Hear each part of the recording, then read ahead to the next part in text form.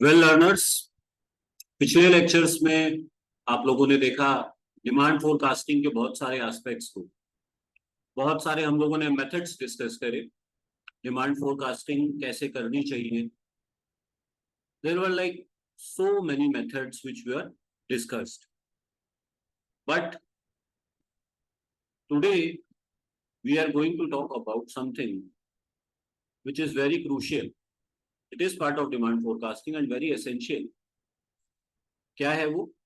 It is demand forecasting for new products. इसके लिए अब हम डिमांड फोरकास्ट करने वाले हैं न्यू प्रोडक्ट्स के लिए। न्यू प्रोडक्ट का मतलब क्या है? वो प्रोडक्ट जो पहले से एग्जिस्ट मार्केट में नहीं कर रहा है। कई बार ऐसा होता है कि आप कोई नया प्रोडक्ट लॉन्च करने जा रहे हैं, कोई ऑर्गेनाइजेशन है उसको कोई नया प्रोडक्ट लेके आ रहे हैं। अब वो प्रोडक्ट चलेगा नहीं चलेगा, उस प्रोडक्ट के बारे में लोगों को अवेयरनेस कितनी है, उस तरीके के प्रोडक्ट की लोगों को नीड कितनी है, आखिर वो प्रोडक्ट किस तरीके से लॉन्च किया जाए कि उसकी जो है सेल्स वॉल्यूम बढ़े। ये तो प्रश्न रहते ही रहते हैं। इसके साथ साथ ये भी बड़ा इंपॉर्टेंट प्रश्न है कि आखिर कितना वो प्रोडक्ट प्रोड्यूस किया जाए, उसकी डिमांड कितनी हो। तो नया प्रोडक्ट जब भी हम लोग लेने जा रहे होते हैं तो कोई कठिनाई ये होती है कि हमें उसके विषय में, जैसे एज ए कंज्यूमर हमें आइडिया नहीं होता है, वैसे ही एज ए प्रोड्यूसर जो सेलर है या जो मैन्युफैक्चरर है उसको भी आइडिया नहीं होता है कि भाई ये जो प्रोडक्ट है इसकी कितनी डिमांड आने वाली है। तो जब बिल्कुल नई कोई चीज होती है तो उस वक्त पे क्या करना चाहिए, उस विषय पे हम लोग चर्चा करने वाले हैं। अच्छा, ये डिफिकल्ट होता क्यों होगा? सोचिए। ये डिफिकल्ट इसलिए होता है क्योंकि जब कोई नया हम काम करने जा रहे हैं, कोई नया प्रोडक्ट लॉन्च करने जा रहे हैं, तो हमारे पास कोई पास्ट डेटा नहीं है। तो अब क्या करा जाए, ये जरा पढ़ते हैं इसमें। तो demand forecasting for a new product, demand forecasting for new product is quite different from that for established products. Here, the firms will not have any past experience or past data. For this purpose, an intensive study of the economic and competitive characteristics of the product should be made to make efficient forecast.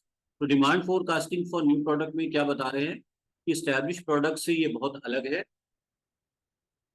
और जो firm है उसको कोई past experience या past data इस purpose के लिए उपलब्ध उसके पास नहीं है।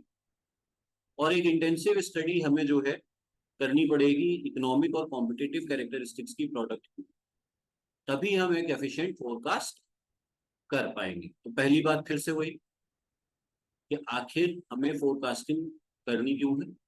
इसलिए करनी है कि भाई कितना हम प्रोड्यूस करें, किस तरीके से हम प्लानिंग करें, हमारे रेवेन्यू स्ट्रीम्स क्या होने वाली, उसी के अकॉर्डिंग हमें सारी चीजों की व्यवस्था करनी है।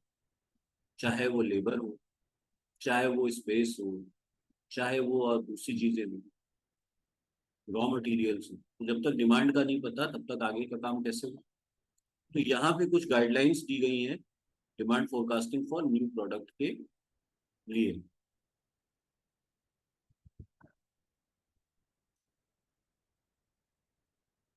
तो पहली जो अप्रोच है वो है इवोल्यूशनरी अप्रोच। पढ़ते हैं ये इसको जरा पहले, फिर समझते हैं धीरे धीरे। The demand for the new product may be considered as an outgrowth of an existing product. For example, demand for new Tata Indica, which is a modified version of old Indica, can most effectively be projected based on the sales of the old Indica. The demand for a new Pulsar can be forecasted based on the sales of the old Pulsar. Thus, when a new product is evolved from the old product, the demand conditions of the old product can be taken as a basis for forecasting the demand for new product. तो evolutionary evolution का मतलब आप समझते हो कि किस प्रकार से विकास होता है, वंश विकास।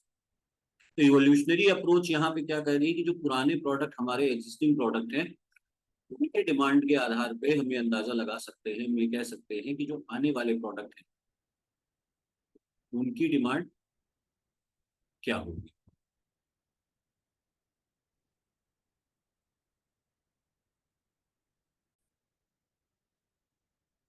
तो एवोल्यूशनरी में क्या हो रहा है कि पुराने को देख के नए का आप एक अनुमान लगा सकते हैं। जैसे मान लीजिए कोई कंपनी है, उसके बहुत सारे प्रोजेक्ट्स सक्सेसफुल है। मान लीजिए लार्सन एंड टूब्रो है जो कंस्ट्रक्शन कंपनी है, और लार्सन एंड टूब्रो के आप जानते हैं कि बहुत सारे प्रोजेक्ट्स ऑलरेडी चल रहे हैं। अब अगर कोई नया प्रोजेक्ट वो लेके आते हैं तो ऑब्वियस सी बात है कि वहां वो भी सक्सेसफुल हो गए, क्योंकि उन्हें पहले से इतना अनुभव है। अच्छा, मान लीजिए हीरो होंडा, जो अब अलग अलग हीरो और होंडा दो कंपनीज अलग अलग हो गई हैं, उनमें से कोई कंपनी निकाल के लाती है कोई नया मॉडल, तो अगर पिछले मॉडल सक्सेसफुल हुए हैं और अपडेटेड वर्जन आ रहा है तो आपको एक अंदाजा है कि हाँ, ये प्रोडक्ट भी चल जाएगा।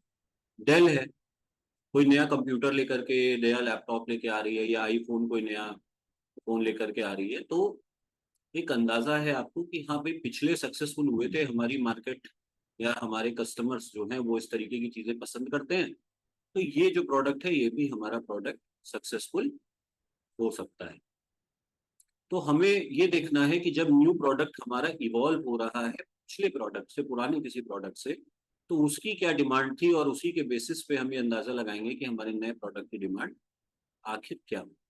अब अगर मान लीजिए कोई कंपनी ऐसी है जिसके पिछले प्रोडक्ट्स फेल हुए, तो हो सकता है कि ये कंपनी के प्रोडक्ट इस बार भी फेल हो जाए, या एकदम से उसकी डिमांड ना उठे, धीरे धीरे लोग जब यूज करें तब उसकी डिमांड बढ़ना शुरू हो। तो इन सब चीजों का ख्याल एक मैनेजर रखेगा before going for forecasting for a new product. तो एक तो इवोल्यूशनरी अप्रोच की बात हो गई। After evolutionary approach there is a substitute approach. Substitute approach क्या है? If the new product developed serves as a substitute for the existing product, the demand for the new product may be worked out on the basis of market share. The growth of demand for all the products have to be worked out on the basis of intelligent forecast for independent variables that influence the demand for the substitute. After that, a portion of the market can be sliced out for the new product. जैसे for example, a moped as a substitute for a scooter, a cell phone as a substitute for landline. In some cases, prices also play an important role in shaping future demand of product. कहने का तात्पर्य substitute approach में हम क्या करने जा रहे हैं कि अगर हमारा नया प्रोडक्ट किसी पिछले दूसरे प्रोडक्ट को सब्स्टिट्यूट करने जा रहा है, उसके उसका विकल्प बनने जा रहा है, तो नए प्रोडक्ट की डिमांड को हम मार्केट शेयर के आधार पे निकालेंगे, और ग्रोथ जो होगी वो फर्दर जो भी हमारे होंगे वो इंडिपेंडेंट जो वेरिएबल्स हैं जो सब्स्टिट्यूट की डिमांड को बढ़ा रहे थे, अगर वो हमारे में भी होंगे और कुछ बेहतर हम लेकर के आ रहे होंगे, तो हम सब्स्टिट्यूट से मार्केट शेयर से अंदाजा हम यहाँ पे लगाएंगे। ठीक है, तो नए प्रोडक्ट की लिए पहला एक आपने इवोल्यूशनरी अप्रोच देखा, फिर ये सब्स्टिट्यूट अप्रोच है। इसमें हम क्या कर रहे हैं, सब्स्टिट्यूट अप्रोच में मार्केट शेयर को आधार बना रहे हैं। जिस प्रोडक्ट को हम रिप्लेस करने जा रहे हैं उसका जो मार्केट शेयर था, उसके जो एट्रीब्यूट्स हैं, उसके बेसिस पे हम सब्स्टिट्यूट अप्रोच से अपने प्रोडक्ट की डिमांड को फोरकास्ट कर सकते हैं। फिर एक मेथड है ओपिनियन पोल का। ओपिनियन पोल अप्रोच क्या है? इस अप्रोच में जो पोटेंशियल बायर्स हैं उन्हें डायरेक्टली कांटेक्ट करते हैं, उनको सैंपल वगैरह नए प्रोडक्ट के देते हैं और उनके रिस्पॉन्सेस को कलेक्ट करते हैं, और फिर हम इसके आधार पे फोरकास्ट करते हैं। आपको याद होगा जब टाइड लॉन्च हुआ था, टाइड जो डिटर्जेंट आता है वो लॉन्च हुआ था, तो सभी के घरों पे एक उन्होंने सैंपल सेंड किया, सैंपल बांटे थे अपनी मार्केटिंग टीम के। उन सैंपल को यूज करके अगर लोग दुकानों में जा रहे हैं, टाइड को मांग रहे हैं, तो आपको पता चल रहा है कि हाँ भाई यार, जो हमारा टेस्ट मार्केट था वो सक्सेसफुल है, और ओपिनियन पोल हमारा लोगों जो पोटेंशियल बायर हैं वो उसको पसंद कर रहे हैं, तो यानी डिमांड बढ़ने वाली है। और अगर पोटेंशियल बायर नहीं पसंद कर रहे हैं तो इसका मतलब वो प्रोडक्ट की डिमांड जो है थोड़ा कम रहने वाली है। तो आप ये भी एक तरीका अपना सकते हैं। सेल्स एक्सपीरियंस अप्रोच, इसमें क्या हो रहा है? It offers the new product for sale in a sample market, say supermarket or big bazaars in big cities, which are also big marketing centers. The product may be offered for sale through one supermarket and the estimated sales obtained may be blown up to arrive to estimated demand for the product. तो कहीं पे आपने कई बार ऐसा notice किया होगा जब आप सुपरमार्केट वगैरह में जाते हैं, बिग बाजार में है या और जो भी ऐसे स्टोर्स हैं, वहां आप देखते हैं कि कोई नए प्रोडक्ट आए हुए हैं, उन नए प्रोडक्ट को लोग परचेस करने की कोशिश करते हैं। तो वहां पे जो उसके रिस्पॉन्स आ रहा है उसके आधार पे भी आप अपने इस प्रोडक्ट को देख सकते हैं। ठीक है, कि एक जगह पे अगर उसकी डिमांड बढ़ के आ रही है तो दूसरी जगहों पे भी या ओवरऑल मार्केट पे भी उसकी डिमांड बढ़ करके आएगी। ग्रोथ कर्व अप्रोच क्या है, ये भी एक मेथड है। इसमें क्या हो रहा है, जो रेट ऑफ ग्रोथ है और जो अल्टीमेट लेवल है डिमांड का नए प्रोडक्ट की, उसको हम pattern of growth of establish product के थ्रू निकालते हैं।